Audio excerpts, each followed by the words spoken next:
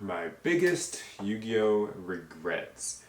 I think we all have these as Yu-Gi-Oh players, cards that we regret selling or regret buying, or decks that we regret building, or misplays from different games. So I'm no different. I have my fair share of Yu-Gi-Oh regrets, things that I wish I hadn't done or had just done differently in a number of ways, like in games, with purchases, with all kinds of stuff. So yeah, I've got a few I want to share with you guys. But before I do, a quick announcement. So I'm going to actually be giving away a Yu-Gi-Oh! New York Comic Con prize package. So this includes a copy of Duel Devastator and also the exclusive New York Comic Con playmat for this year. So I'll include images of those in the video so you guys can see what it is. But the information and the link to enter it and all that is down in the video description. So hope you guys check that out after you subscribe and everything else, of course, right? Okay, so yes, my Yu-Gi-Oh regrets. The first and probably biggest one is not buying Yu-Gi-Oh cards before price spikes. Specifically when I knew that a certain card would probably raise in price or had potential to go up in price. There's like maybe 2 or 3 examples of this in recent memory that I can think of. So the first one is Boreload Savage Dragon.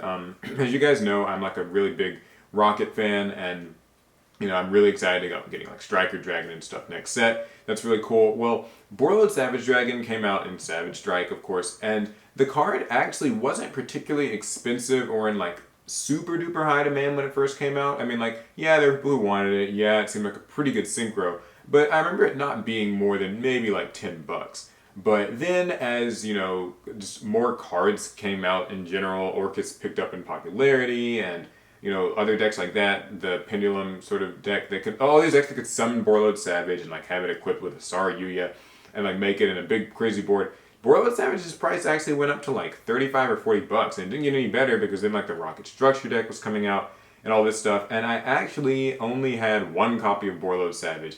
So yes, like technically speaking, I shouldn't be complaining very much, but the thing is, for an actual dedicated Rocket deck, you do want to have 2 Boreload Savage Dragons, and it's one of those things where I feel like I could have had just more copies of it, And another one is Cyber Dragons, so you guys probably know where this goes. Cyber Emergency right now is like $30 or something really exorbitant like that, because the Cyber Dragon Orcus deck is winning, it's doing really well, and I've been a Cyber Dragon fan for like a little over a year now, I guess. I built it kind of like late last fall, and I've just sort of played it since.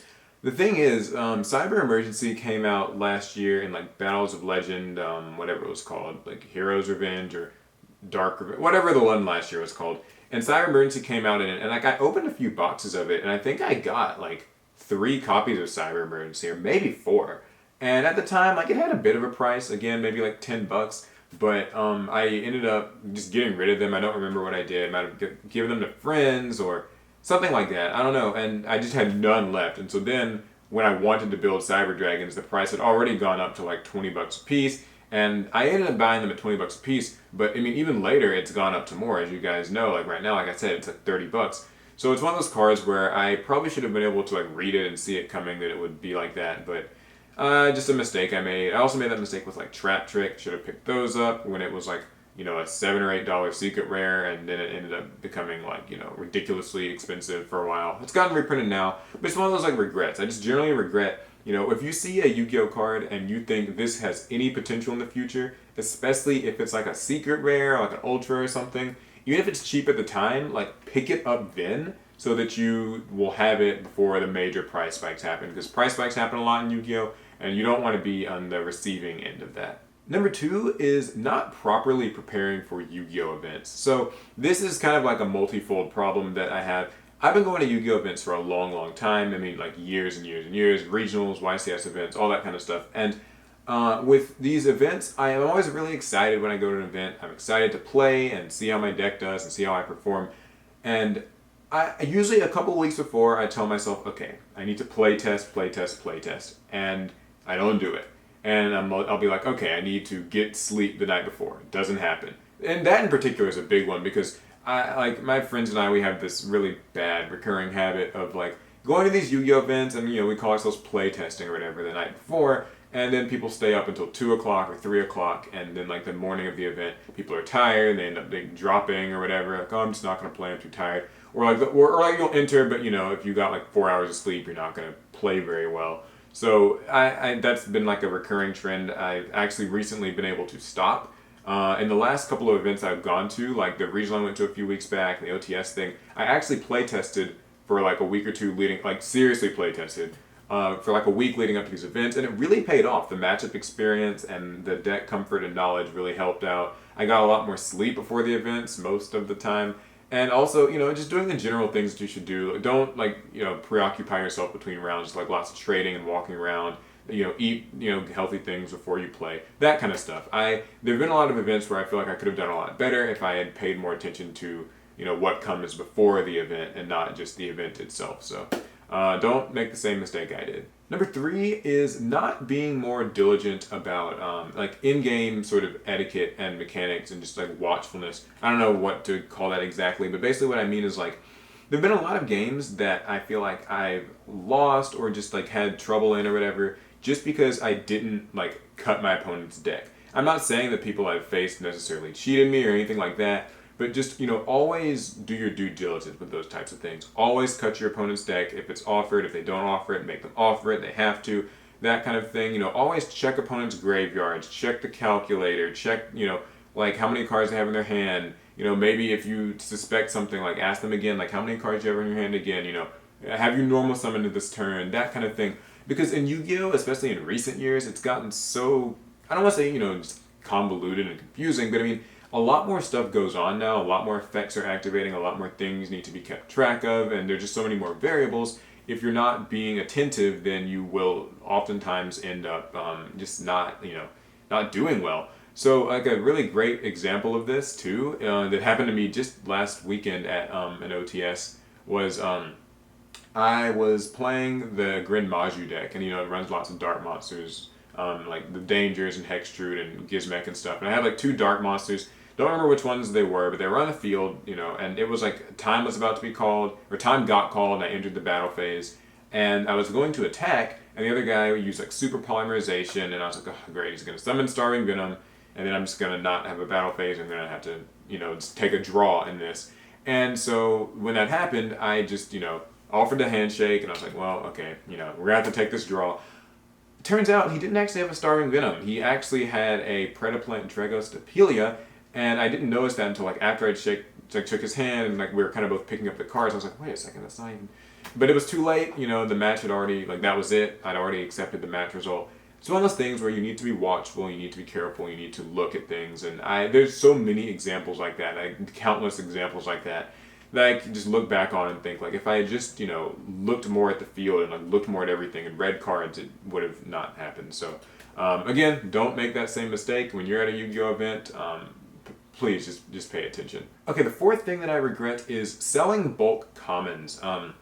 So a couple of years ago, we had this like huge amount of commons. They were all over the floor. They were all over in boxes. And it was really hard to keep track of them.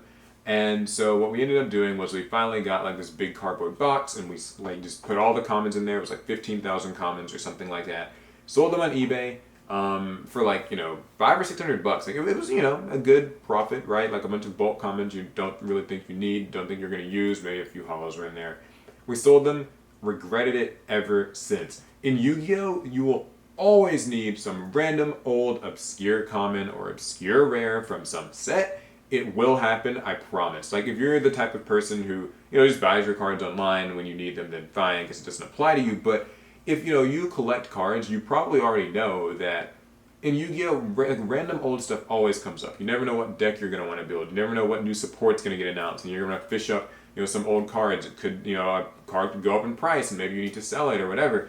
And so since then, we've really regretted cards, that we haven't. So basically, like, we did this in summer 2017, I want to say. And so basically, any card from any set that's like a common or rare from before that period of time, we more or less don't have, unless it was like in a binder or something. And so we always have to order the cards, and it just takes time, and it's really tough. And like when you're trying to build a deck, that's annoying. So since then, we've actually gotten a better card solution in terms of like, we have these boxes, and they have columns from BCW. I think I made a video on it.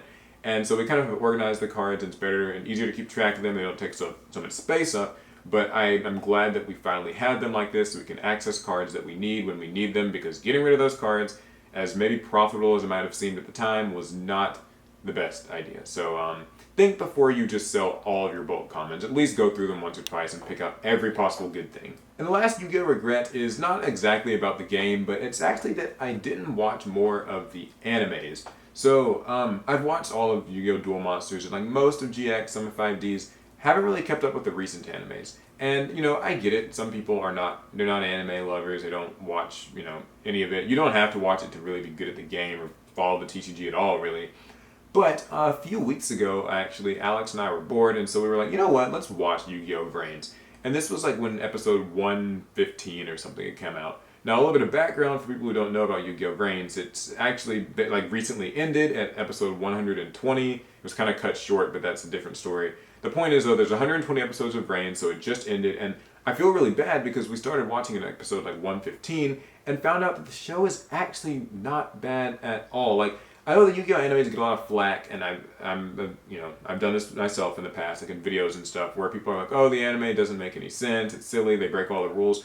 Yu-Gi-Oh! Vrains is not actually like that at all. They actually follow the rules kind of to a T. And when I started watching, it was Soul Burner versus a Revolver, that's Rockets, or that's Salamangreats versus Rockets, and they were like following all the rules and like making meta combos. Like the Soul Burner, he was like making Mirage Stallion and made Sunlight Wolf and Reincarnation summoned it and used like Salamangreat Roar and he used Spinny and Gazelle and all these things. I was like, wait, this is actual Salamangreat combos in the real game.